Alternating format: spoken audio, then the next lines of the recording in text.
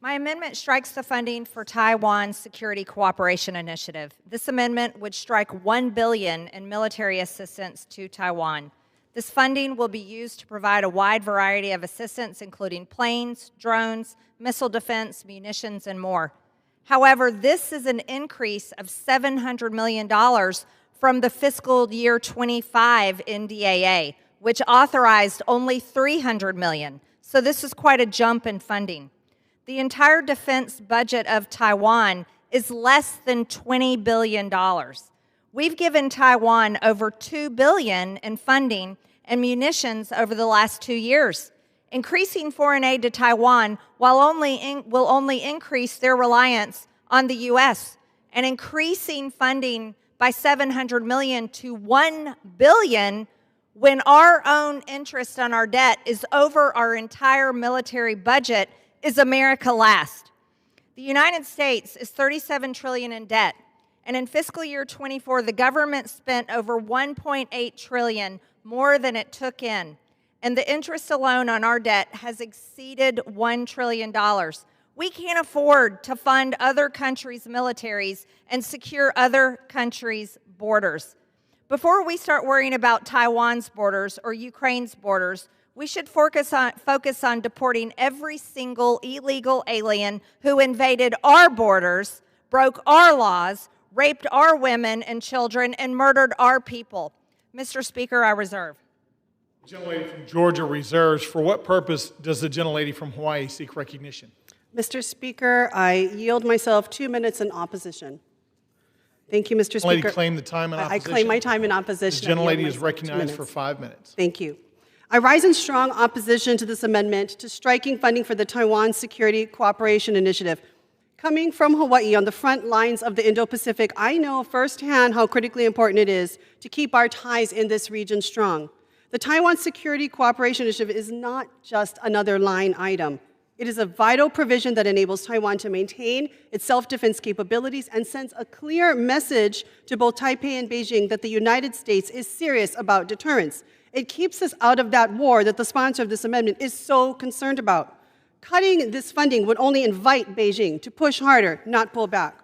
We say we want to be tough on China, yet here we are entertaining whether to cut one of the clearest demonstrations of our strength and our resolve.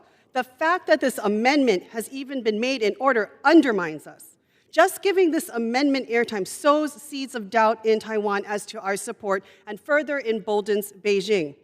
This is not by any means a serious amendment.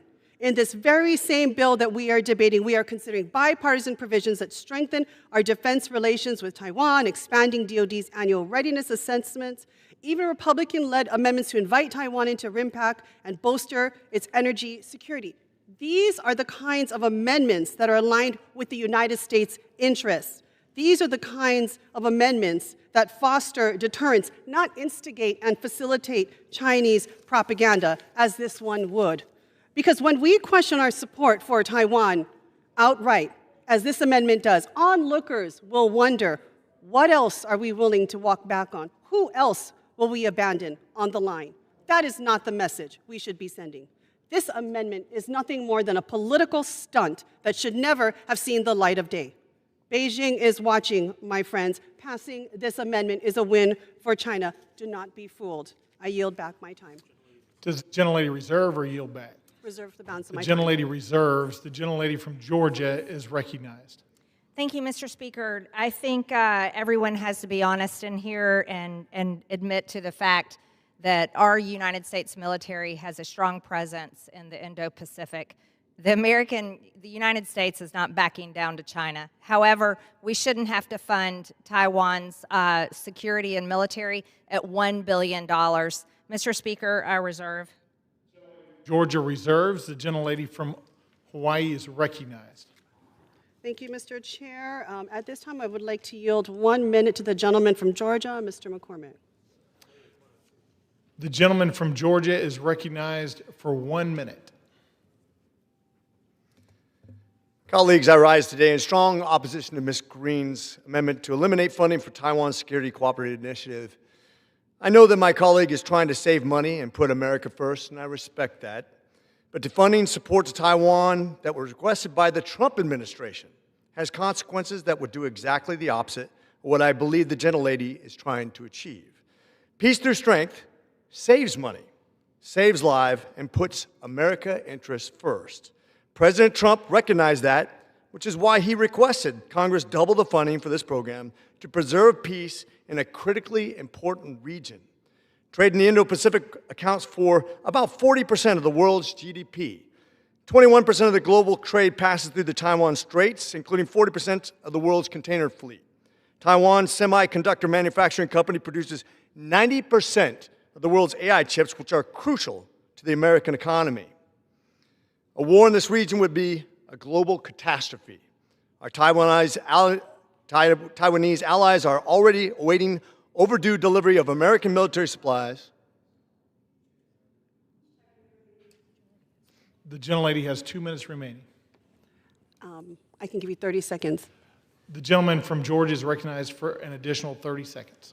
They're waiting for supplies they have already paid for. And this amendment sends the wrong signal at the worst time. A withdrawal of our support would defeat Trump's initiative to shore up this critically important part, save us money, save us ultimate deficit spending in defense of a region that we need to critically supply. Thank you. With that, I yield. The gentleman from Georgia yields. The gentlelady from Hawaii is recognized. Reserve the balance of my time. The gentlelady from Hawaii reserves. The gentlelady from Georgia is recognized. Mr. Speaker, not only have I introduced amendments to defund Ukraine, defund $115 million in humanitarian assistance for foreign countries, defund $1 billion from Taiwan, I've also introduced amendments to defund money to Israel, Syria, Iraq, and the border security for Jordan, Lebanon, Egypt, and Pakistan. But those amendments were not made in order, so I didn't get to debate those today. And the reason why I introduced those amendments is because I believe our funding for our United States military should be for our country only, because it's the defense of our country only that should matter, and that's what matters to the American people. They're absolutely fed up, and every single one of my colleagues can go back home to their districts and face their constituents, and their constituents will tell them, we're sick of the foreign wars, we're sick of the foreign aid. That's a matter of fact, and I'll tell you why. It's because the American dream has become unattainable today. The median age of first-time homebuyers is 38 years old, compared to 29 in the 1980s. Cost of college tuition has increased by about 130% in the past 2 decades. Graduates leave with massive amounts of debt and are unable to find jobs. The youth unemployment rate is at 10.8%. The average health insurance premium for a family has risen by 22% since 2018 and 47% since 2013. This America Last Congress, and this is every single Congress, and as we debate these bills, it's always about sending more money to more foreign countries for their foreign causes, because every foreign country has a plead and a request and a reason to ask America to write them checks. And so, Mr. Speaker, I yield. No, I'm sorry, I don't yield. Reserve my time for just a minute. So the gentlelady from Georgia reserves, and the gentlelady from Hawaii is recognized. Madam Chair, I yield 1 minute to the gentleman from Alabama, Chair Rogers. The gentleman from Alabama is recognized. Thank you, Madam Chair. In recent years, China has increased the size, scope, and complexity of its drills around Taiwan. As Admiral Paparo has said, these are not exercises, they are rehearsals for a forced reunification. President Trump understands that supporting Taiwan's self-defense now is the surest way to deter CCP aggression, and I agree. That's why the President and the Pentagon requested $1 billion for the Taiwan Security Cooperation Initiative in FY26. This bill fully funds President Trump's budget request. To do otherwise would put peace and security in Taiwan at risk. Therefore, I oppose this amendment and urge my colleagues to vote no. I yield back. The gentleman yields. The gentlewoman from Hawaii is recognized. I reserve the balance of my time. The gentlelady reserves, and the gentlelady from Georgia is recognized. Thank you, Ms. Speaker. The issue here is it's always about another country, and it's always America last. We're $37 trillion in debt, and I can tell you right now, there is becoming a big difference between how young Americans feel versus how older Americans feel. And this body is absolutely tone deaf when it comes to spending and priorities.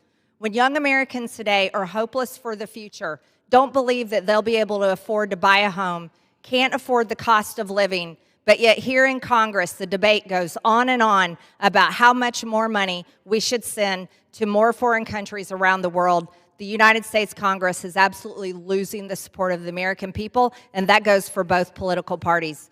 I urge the support of my amendment, and I yield the remainder of my time. Lady yields. The gentlelady from Hawaii is recognized. Thank you, Madam Speaker. You've heard strong voices from both sides of the aisle that this is a bad, reckless, dangerous amendment. Every dollar and day we spend supporting Taiwan is another day we keep our service members, our children, and our grandchildren out of war. This is about putting Americans first. It's a very simple decision, my colleagues. Vote no. Thank you, and I reserve the remainder of my time.